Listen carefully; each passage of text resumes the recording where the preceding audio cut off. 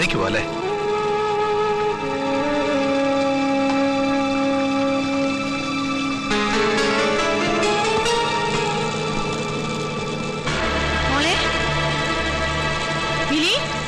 മോളെന്തി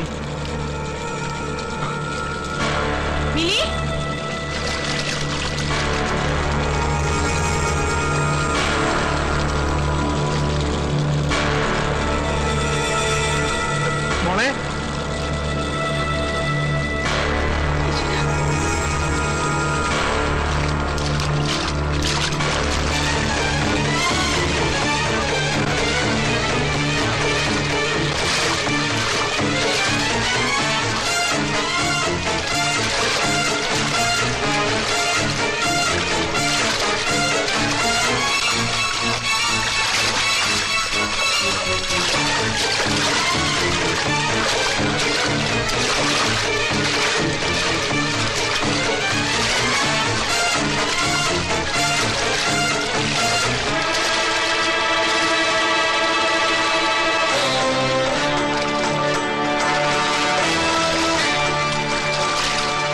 കേരള വാർത്തകൾ.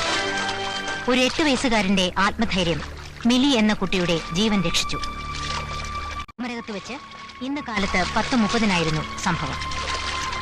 വിനോദ സവാരിക്കിടെ വ്യവസായ പ്രമുഖനായ ശ്രീ JB ദത്തന്റെയും ശ്രീമതി സുശീല ദത്തന്റെയും മകൾ മിലി ബോട്ടിൽ നിന്ന് വെള്ളത്തിൽ വീണ് ജീവൻ അപകടത്തിലായപ്പോൾ ജോജി എന്ന അനാഥ ബാലനാണ് രക്ഷകനായത്.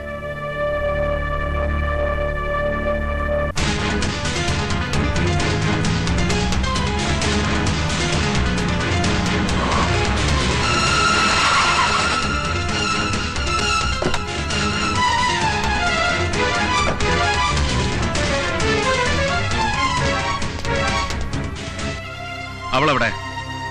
ആര്? വലിയ വീട്ടിൽ കൃഷ്ണൻകുട്ടി മേനന്റെ പൊന്നോമന പുത്രി ഇന്ദു മേനൻ, എന്റെ ഫോമർ പട്ടമഹിഷി.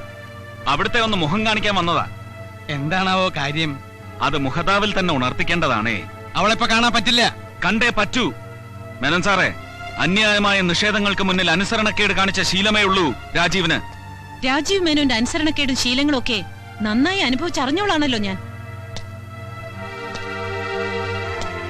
എന്റെ മോൻ എവിടെ? എവിടെയെന്നാണ് ചോദിച്ചത്? എനിക്ക് അറിഞ്ഞൂടാ. അറിഞ്ഞുകൂടെ? മകന്റെ സംരക്ഷണാവകാശത്തിന് വേണ്ടി കുടുംബ കോടതിയിൽ മുതലക്കണ്ണീരൊഴുക്കി അത് നേടിയെടുത്തവളല്ലേ നീ? അവൻ എവിടെയെന്നറിയേണ്ടത് അവന്റെ അച്ഛന്റെ ന്യായമായ അവകാശമാണ്.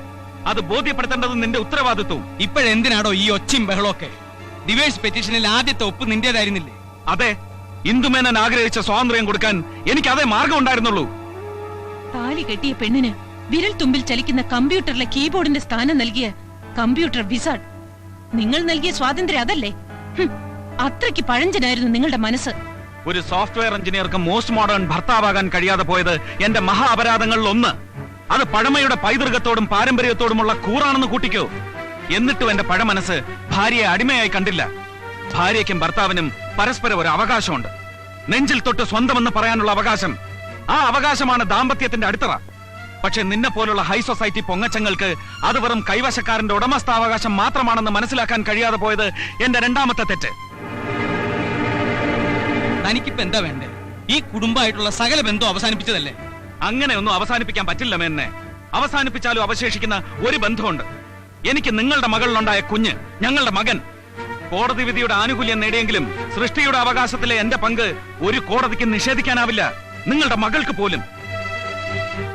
താരാട്ടിന്റെ ഈണവും അമ്മയുടെ ചൂടും അറിയാതെ വളർന്നവനാ ഞാൻ. അതുകൊണ്ട് മാത്രമാ അമ്മയുടെ സ്നേഹം എന്റെ മോൻ ആവോളം ആസ്വദിച്ചോട്ടെ എന്ന് കരുതി ഒരു അപ്പീലിനും പോകാതെ കോടതി വിധി കണ്ണും പൂട്ടി അംഗീകരിച്ചത്. ഇല്ല, ഇനി അവനെ കണ്ടുപിടിച്ച് അവന്റെ ഉടമസ്ഥാവകാശത്തിന് വേണ്ടി അതേ കോടതിയിൽ ഞാൻ പോരാടും. മകനെ അനാഥനായി തെരുവിലെറിഞ്ഞ ഒരു അമ്മയുടെ പുത്രവാത്സല്യത്തിലെ പൊള്ളത്തരം തിരിച്ചറിയാൻ കോടതിക്ക് കണ്ണുണ്ടെങ്കിൽ ജീവിതത്തിലെ എല്ലാ സൗഭാഗ്യങ്ങളോടും കൂടി എന്റെ മകൻ വളരും എന്നോടൊപ്പം.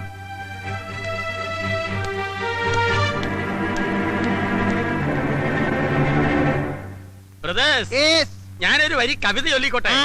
മുല്ലപ്പൂമ്പൊടി ഏറ്റുകിടക്കും കല്ലിനുമുണ്ടാം സൗരഭ്യം എന്ന് പറഞ്ഞ പോലെ എന്നോടൊപ്പം കൂടിയത് കൊണ്ട് നമ്മുടെ പയ്യൻ ഒരു സാഹസികനായില്ലേ? അത് ടിവിയിലും വന്നില്ലേ? എന്റെ ഫോട്ടോ ടിവിയിൽ വരാൻ എന്താ ഒരു മാർഗം? നിന്നെ കാണാനില്ലെന്ന് പറഞ്ഞ നീ തന്നെ ഒരു പരസ്യം കൊടു. പ്രസിഡന്റിന്റെ മെഡൽ കിട്ടേണ്ട ധീര പ്രവൃത്തിയല്ലേ ഇവൻ ചെയ്തത്? എനിക്കും കിട്ടിയിട്ടുണ്ട് പ്രസിഡന്റിന്റെ മെഡൽ. എപ്പോ എവിടെ വെച്ച് എന്തിന്? പഞ്ചായത്ത് പ്രസിഡന്റ് ആയിന്ന്. അത് കളം തല്ലി പൊട്ടിച്ചല്ലേ? നിന്റെ തല ഞാൻ തല്ലി പൊട്ടിക്കും പന്നി. നീ പൊട പോർക്കെ. അല്ല, അവനെന്താ ഒരു മൂഡ് ഓഫ്? മോനെന്താ വല്ലാണ്ടിരിക്കുന്ന? വെള്ളത്തിൽ വീണോണ്ടാണോ? അല്ല, ആ. എനിക്ക് പേടിയാവുന്നു. ധീരനായ നീ എന്തിനു പേടിക്കണം? ഇനി അവരെന്നെ കണ്ടുപിടിക്കും. ആര്? അനാഥാലയത്തിലെ ചെമ്പൂതം. ഭൂതമായാലും പ്രേതമായാലും ഇങ്ങോട്ട് വരട്ടെ. മോൻ ഒന്നുകൊണ്ടും പേടിക്കണ്ട. ഈ അപ്പൂപ്പനും അങ്കിളുമാരും എല്ലാവരും ഉണ്ടല്ലോ. മോനെ ഇവിടെ വന്ന് ആരും ഒന്നും ചെയ്യില്ല. I love you dad. കാണാതാകും മുമ്പ് എല്ലാ ഞായറാഴ്ചകളിലും അവന്റെ അമ്മ അറിയാതെ അവൻ എനിക്ക് അയച്ചിരുന്ന ഇമെയിൽ സന്ദേശം ഞാനും തിരിച്ചയക്കും. I love you too. അകന്നിരുന്നപ്പോഴും ഞങ്ങളെ തമ്മിൽ അടുപ്പിച്ചിരുന്ന കണ്ണി, ഞായറാഴ്ച ആവാനുള്ള കാത്തിരിപ്പ്, കമ്പ്യൂട്ടറിന് മുമ്പിൽ അവന്റെ മെസ്സേജിന് വേണ്ടിയുള്ള തപസ്. തനിക്കറിയില്ല ബോബി, മകന്റെ രൂപം കാണാതെ അവന്റെ ശബ്ദം കേൾക്കാതെ അവനെ സ്നേഹിക്കുന്ന ഒരു അച്ഛന്റെ നിർഭാഗ്യം. Calm down mister Rajeev. തൽക്കാലം നമുക്ക് പോലീസിൽ ഇൻഫോം ചെയ്യേണ്ടെന്ന് വെക്കാം. കാരണം അവരുടെ കയ്യിൽ അവനെ കിട്ടിയാൽ സ്വാഭാവികമായും തന്റെ വൈഫിനെ അവർ ഹാൻഡ് ഓവർ ചെയ്യും. അവിടുന്ന് സച്ചിനെ തന്റെ കസ്റ്റഡിയിൽ കൊണ്ടുവരിക എന്ന് പറഞ്ഞാൽ ഇമ്പോസിബിൾ എന്നൊന്നും ഞാൻ പറയുന്നില്ല, ബട്ട് ഇറ്റ് ഈസ് ഡിഫിക്കൽട്ട്. അതുകൊണ്ട് നമുക്ക് തൽക്കാലം നമ്മുടേതായ രീതിയിൽ ഒരു അന്വേഷണം. മനസ്സിലായില്ല. ഇപ്പോ ഏത് കേസിനും പ്രൈവറ്റ് ഡിറ്റക്റ്റീവിനെ സമീപിക്കുന്ന കാലമാണല്ലോ. എന്തുകൊണ്ട് നമുക്കും ആ വഴി നീങ്ങിക്കൂടാ? The director DHEDARETTTYR. താൻ എന്തോ ഈ പറയുന്നേ? എന്നെ പഠിപ്പിക്കണ്ട. OPR അത് ഞാനല്ല സാർ, ഞാൻ അലിയാർ. അതെനിക്കറിയാം. എന്താ സാർ കാര്യം? അല്ല, 10 മണിക്ക് മീറ്റ് ചെയ്യാന്ന് പറഞ്ഞ് ഒരു അപ്പോയിന്റ്മെന്റ് ഫിക്സ് ചെയ്തിരുന്നു. അദ്ദേഹം ആരാ മോൻ? ഇന്ത്യയെ തകർക്കാൻ വന്ന 2 തീവ്രവാദികളെ ഓടിച്ചിട്ട് പിടിച്ചുകൊണ്ടിരിക്കുകയാണിപ്പോ.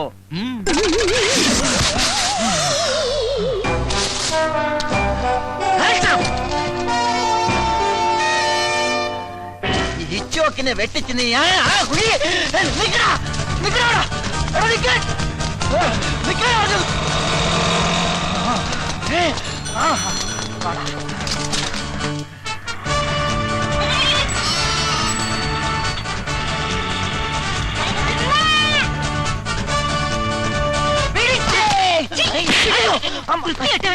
മാറിപ്പോയി. എടാ തീവ്രവാദികളെ, നിക്കടാ. ഇതെന്താ പക്കത്തിലെ പിടിക്കൂടായിരുന്ന? എത്ര നേരമായി നമ്മൾ ഓട്ടം തുടങ്ങിയിട്ട്? അല്പം റെസ്റ്റ് എടുത്തിട്ട് ഓടിയാ പോരെ? ശരിയാ, എത്ര നേരം നമ്മൾ ഓട്ടം തുടങ്ങിയിട്ട്? അല്പം റെസ്റ്റ് ചെയ്തിട്ട് ഓടാല്ലേ? അതിരിക്കട്ടെ, എവിടെ നിങ്ങളുടെ വീട്? ബോംബെയില്. ബോംബെയിലാ? ബോംബെയില് ഞാൻ കുറച്ചാളുണ്ടായിരുന്നു 1983-ല്. പിന്നെ ഞാൻ നാട്ടിലേക്ക് പോന്നു. യോ, സമയം ഒരുപാടായി. എന്നാ നമുക്ക് ഓടാം. ഓടാം.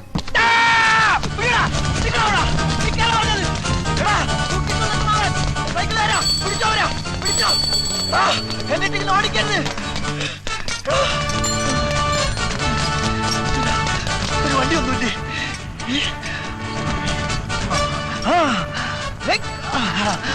വിട്ടോ വിട്ടോ വിടോ. സുട്കേസായിട്ട് പോണില്ലേ? അവര് പോയ പോ. ഇയാളെന്താ മന്ന ബുദ്ധിയാണോ? ജോലിയിൽ പോണ പോലെ പോട്ടെ.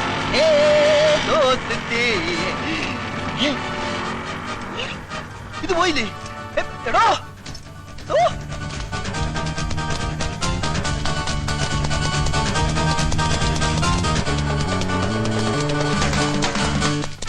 ഈ OPR ചോക്കിന് കീഴടങ്ങുന്നതാണ് നല്ലത്. നിൽക്കാൻ മിസ്സിംഗ്,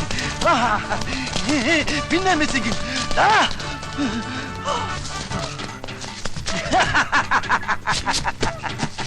ഓഹോ, കയറ് കാട്ടി പേടിപ്പിക്കുന്നോ? എടോ, ഈ ഡിറ്റക്റ്റീവിന് കയറൊരു പ്രശ്നമല്ലടാ. നീ കണ്ടോ എന്റെ അമ്മ തെങ്ങ് കെട്ടല്ലേ? അയ്യോ കെട്ടല്ലേ? എടാ എടാ ശ്വാസം മുട്ടണ്. ആട്ടച്ചാക്കിന്റെ ഒക്കെയുള്ള വലിയ കെട്ടല്ലേ? എടാ വിടാ. എടാ കെട്ടഴിച്ചിട്ട് പോടാ. അയ്യോ എടാ കെട്ടല്ലേ? നോക്കള്ളപ്പോഴാണോ കയറ്?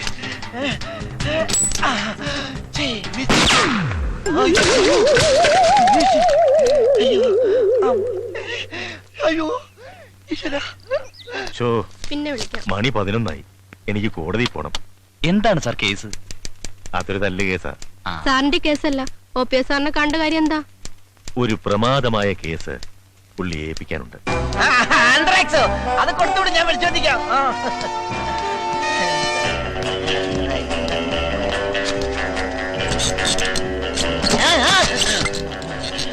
അയ്യോ, ഗുഡ് മോർണിംഗ് മിസ്റ്റർ ഓബിയാർ. Hello mister Bobby Varghese. Left hand right hand seat ആണോ? ഇരിക്കൂ, ഇരുന്ന് സംസാരിക്കാം. രാവിലെ എന്തായിരുന്നു? വെള്ളയപ്പം റോസ്റ്റും. അതല്ല, രാവിലെ വലിയ ബിസി. അതാ, അത് 2 ബാക്കി സഞ്ചാരന്മാരെ കസ്റ്റഡിയിൽ എടുക്കാൻ വേണ്ടി പോയതാ. സർക്കാർ നേരിട്ട് വന്ന കേസായതുകൊണ്ട് ഉപേക്ഷിക്കാൻ പറ്റില്ലല്ലോ. ഞാൻ ഇല്ല എന്ന് പറഞ്ഞതാ, എന്നിട്ട് എന്നെ തലയെ കെട്ടിവെച്ച്. 6 കോടി രൂപയുടെ ആയുധടപാടിന്റെ കേസാണ്. ഇതിന്റെ പിറകിൽ മറ്റവരെ പ്ലേ ഉണ്ട്. ആരെ? അമേരിക്ക. പിന്നെ ഒരു കാര്യം, വളരെ സീക്രട്ട് ആയതുകൊണ്ടാണ്, ഇല്ലെങ്കിൽ ഞാൻ കുറെ കാര്യങ്ങളോട് പറഞ്ഞു തന്നേനെ. അല്ല, താമെന്ന കാര്യം പറഞ്ഞില്ലല്ലോ. വളരെ പ്രധാനപ്പെട്ട ഒരു കാര്യം എനിക്ക് തന്നോട് സംസാരിക്കാനുണ്ട്. Tell me truth. എനിക്കൊരു ആത്മാർത്ഥ സുഹൃത്തുണ്ട്, വൺ മിസ്റ്റർ രാജീവ് മേനോൻ. പുള്ളിക്കാരനും ഭാര്യയുമായി ചില അഭിപ്രായ വ്യത്യാസങ്ങളും പ്രശ്നങ്ങളൊക്കെ ഉണ്ടായി. അവർക്കൊരു കുട്ടിയുണ്ട്. ഒടുവിൽ കുടുംബ കോടതി ഇടപെട്ട് കുട്ടിയെ അമ്മയ്ക്ക് വിട്ടുകൊടുത്തു. ഇപ്പോൾ ആ കുട്ടിയെ കാണാനില്ല. Child missing. Yes. അപ്പോ ബേബീസ് ഡേ ഔട്ടിന്റെ കാസറ്റ് കാണേണ്ടിയിരിക്കുന്നു. ഈ കുട്ടി എവിടെ ഉണ്ടെങ്കിലും അത് കണ്ടുപിടിക്കേണ്ട ചുമതല തന്നെ ഏൽപ്പിക്കാനാണ് ഞാൻ വന്നത്. ഈ കേസ് എന്നെ സംബന്ധിച്ചിടത്തോളം ഒരു തുമ്പി കല്ലെടുക്കുന്നത് പോലെ നിസ്സാരമാണ്. ആട്ടെക്കുട്ടിയുടെ പേര് സച്ചിൻ. ആ കുട്ടി ഇപ്പൊ എവിടെയുണ്ട്? അത് കണ്ടുപിടിക്കാനല്ലേ ഇങ്ങോട്ട് വന്നിരിക്കുന്നത്. ദാ, 50,000 രൂപ അഡ്വാൻസ്. ആ കുട്ടി ലോകത്ത് എവിടെ ജീവിച്ചിരിപ്പുണ്ടെങ്കിലും ഈ OPR കണ്ടുപിടിച്ചിരിക്കും. ധൈര്യമായിട്ട് പൊക്കോ. ആ പിന്നെ ഒരു പ്രധാന കാര്യം, എന്താ? ഞാനാണ് ഈ കേസ് അന്വേഷിക്കുന്നതെന്ന് ഒരു കാരണവശാലും ആ കുട്ടി അറിയാൻ പാടില്ല. പൊക്കോ.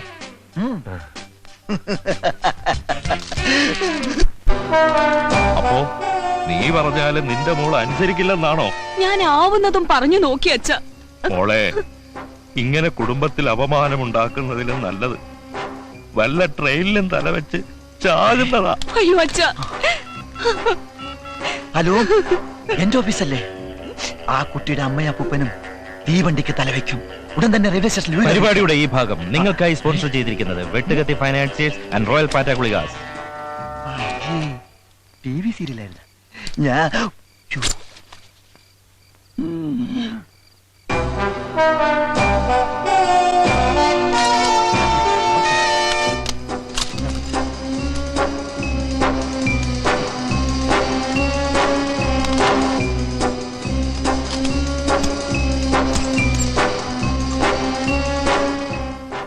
ദാക്ഷായണി, വാ. ഒയ്ക്കോ, ഞാൻ പിന്നെ വരാം. ഈ സ്റ്റെയർ കേസ് ഇവിടെ ഉണ്ടായിരുന്നു നന്നായി, ഇല്ലെങ്കിൽ കയറ് കെട്ടി ഇറങ്ങേണ്ടി വന്നേനെ.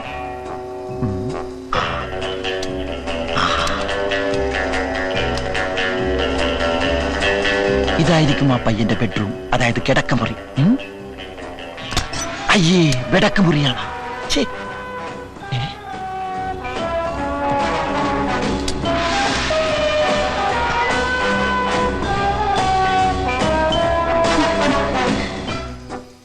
കൊച്ചു കള്ള, എന്തിനാ ഇത്ര ധൃതി?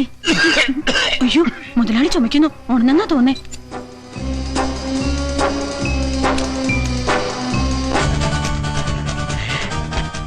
ഇത് തന്നെ അവന്റെ മുറി.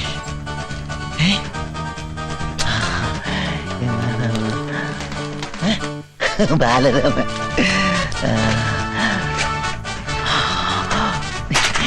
ഇൻഷുറൻസ് ബോക്സാ.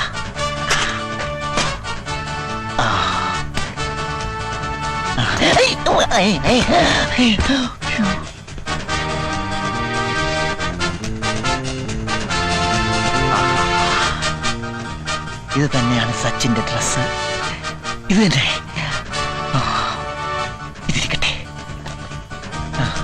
അവന്റെ ഒരു വിരലടയാളം കൂടി കിട്ടിയിരുന്നെങ്കിൽ. ദാക്ഷായണി, നീ ഇതെവിടായിരുന്നു? ഞാൻ മുതലാളിയുടെ ചുമ കേട്ടിട്ട് ഇപ്പോഴല്ലേ ചേട്ടന്റെ അടുത്തുനിന്ന് പോയത്. അതിന് ഞാൻ ഇപ്പോഴല്ലേ ഇവിടെ വന്നത്. ഓ, നീ എന്താ ഇങ്ങനെയൊക്കെ? അല്ലെങ്കിൽ ഈ ആണുങ്ങളൊക്കെ ഇങ്ങനെയാ. വെള്ളം അടിച്ചു കഴിഞ്ഞാൽ പിന്നെ ഒരു വെളിവും ഉണ്ടാകത്തില്ല. ഓ, അത് നിന്റെ ഒരു തോന്നലല്ലേടി എന്റെ പൊന്നു ദാക്ഷായണി.